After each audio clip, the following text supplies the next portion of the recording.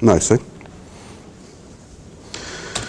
She goes along to her local mortgage broker, Integrity Funding, and they grant her a $103,000 mortgage on her house. West Hoppy Street, for what that matters. Mr. Rybski there, he's the mortgage broker owner. There is his license and demonstration that he's entitled to do these things. This 103,000 mortgage was in fact at the time 115% mortgage. They had someone come in and appraise it at whatever that would be, $90,000 or so, and they said, sure, no problem, we'll give you $103,000. Why would they do that? They've had the valuer, the appraiser, come in and say, yep, according to my expertise, it's a $90,000 property. Why offer $103,000? They hoped for an increase. They hoped for an increase because at the time, everyone knew it was an absolute fact that the price of property always goes up, doesn't it? Values never fall. The safest investment you can ever hope to make. Sure, and what's more, back to this sort of picture for a second, we can see there is room for improvement in the property. Just spend a little bit here, and Bob's your uncle, you're going to have a lovely palace in this particular place. So, there we go, 103,000 for Marvin.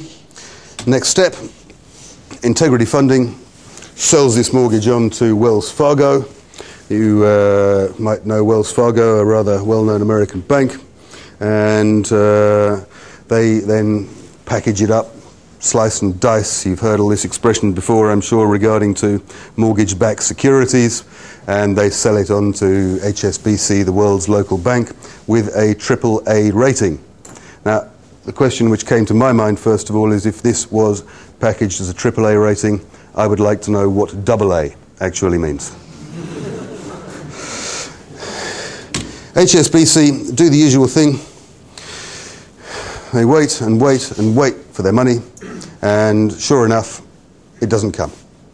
She's unable to pay. It's been spent on breakfast cereal for the poor children or something like that.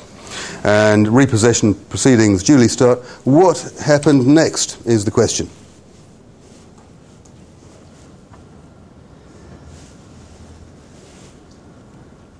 Someone must know. Balaj, you must know. First laughing, I believe. She wasn't able to pay back the money. Yep. She was left with, when it comes to a huge problem, the prices has to go down. Absolutely. The price went down. I mean, this is the property at the end of the day. The bank took it back, they repossessed it, and eventually ended up selling this property with a $103,000 mortgage on it for $18,000 to the neighbours. And what did the neighbours do with it? The only reason they bought it was so they could actually knock it down and get rid of this eyesore and have a bigger garden. Now, what went wrong in this particular equation? It's actually the same sort of thing that went wrong in Tokyo in 1989. This Tokyo Imperial Palace. Nice, attractive, stylish eastern building, as you see. 3.4 square kilometres, and a handful of people live there. The emperor, his family, and a few retainers. Yeah, I do. It's very, very attractive, I tell you. But in 1989, with the same sort of pumping up or ramping up of the real estate bubble that was happening in the Japanese market, it was estimated that this particular piece of property here had, in fact, the same value as the whole of California.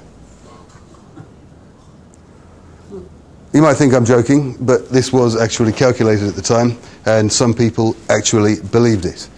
What was the logical result of this particular false belief? This is what happened to the Japanese residential market and the Japanese land market from the period 1980 to 2004. And you might see from some of the little blue comments I've got there the various stages of a bubble which we've seen exactly in the real estate world in Europe and in the States again over the last 10 years, I would say. And the sad question is, I see I've put a rather speculative arrow here saying November 2009, is this where we are? There's never a better time to buy. I read that in the newspapers every day now about the London market, about the Hong Kong market, about the Shanghai market, that the bubble's over, asset prices. I don't believe it, actually. I really don't believe it. And the lost decade, which turned into the lost 2 decades in the Japanese economy, is effectively still continuing as a result of this super primed bubble which they allowed to develop in their market. Just got a couple more things to show you, and then I'll hand over to my esteemed colleagues over here. Here's a modern day example for you. This is going on at the moment in fabulous Las Vegas, Nevada. Cosmopolitan Resort, there it is. This sign, or this logo, is probably familiar to some of you in the room. Yes, indeed, they are deeply implicated in this one, for better or for worse. In 2005, they decided to step into a loan agreement as the senior loan coordinator for the development of this piece of real estate you see on the left-hand side here. Their partner was a gentleman called Bruce Eichner, who's been one of the more colourful characters in the real estate development market over the years. He's managed to go bust twice in the last 20 years or so. He's been the king of New York, he's been the king of Miami, and perhaps one of his most famous quotes was that I've built 3 million square feet and none of it was on budget or in time.